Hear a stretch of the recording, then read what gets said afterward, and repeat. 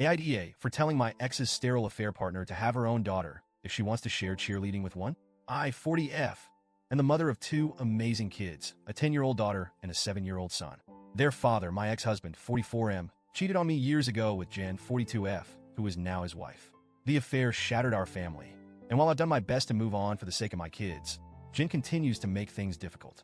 To start from the beginning, my ex and I were married for several years, and for the most part, I thought we had a good relationship. We had our kids, and we're building a life together. Sure, he traveled a lot for work, but I thought we were a team. Then Jen came into the picture. Jen wasn't some random woman. She was dating someone in my ex's friend group, and we crossed paths regularly at gatherings. Over time, she made an effort to get to know me, small talk at parties, following me on social media, even texting me occasionally about things like recipes or parenting tips. I thought she was just being friendly. I was completely blindsided when I found out she had been sleeping with my husband. I'll never forget the day I found out. My ex sat me down, looked me in the eye, and told me he was leaving me. Just like that. No warning, no attempt to fix things, he was done. He said he had fallen in love with Jen and wanted to start a new life with her. I remember feeling like the ground had been ripped out from under me. I had to pick up the pieces for the sake of our kids, who were too young to understand what was happening. To make things worse, Jen tried to play the victim. She claimed she didn't mean to hurt me, that she hoped we could all get along for the sake of the kids. She even suggested that we could be friends again someday. I was furious. How could she think we'd ever be friends after what she did? But I kept my composure because I knew my kids were watching. Fast forward to now. My ex and Jen have been married for several years. He only has custody of the kids 6 days a month, which is partly because of his demanding work schedule.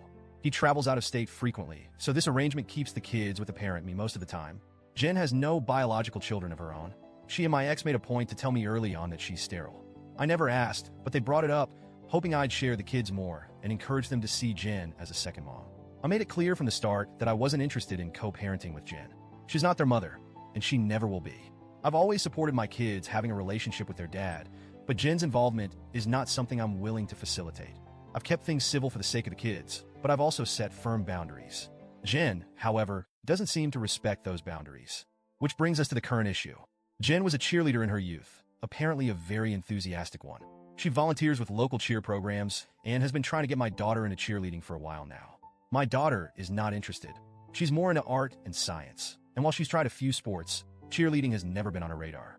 A couple of weeks ago, my daughter came to me visibly upset. She told me Jen had been pressuring her to join a cheer program and that her dad was backing Jen up. She said they'd been talking about it during her last visit, and Jen kept going on about how much fun it would be and how it was something they could do together. My daughter told them she didn't want to, but they wouldn't let it go. She asked me to step in and help.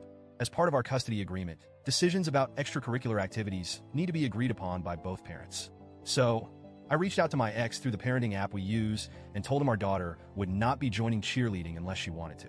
I emphasized that she'd already expressed her lack of interest and that they needed to respect her wishes.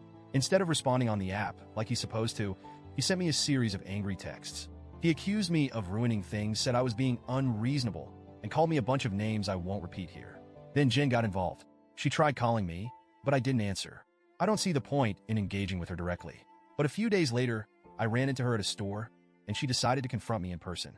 It started off somewhat civil. She said she felt like I was punishing her by not letting her bond with the kids.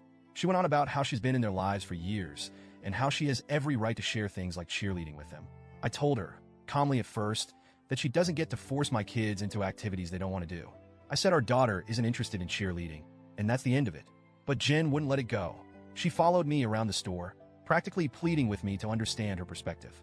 She started crying and said it's her dream to share cheerleading with a daughter. She said it hurts so much that she'll never have a child of her own to share those experiences with. I'd had enough. I turned to her and said, if you want to share cheer with a daughter, then go have one of your own.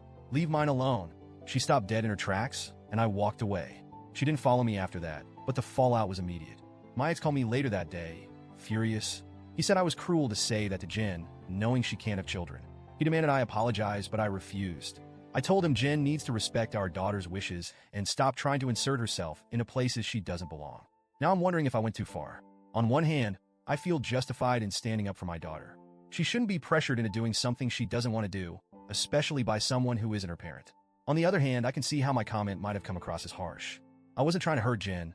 I just wanted her to back off. So, Reddit, AIDA?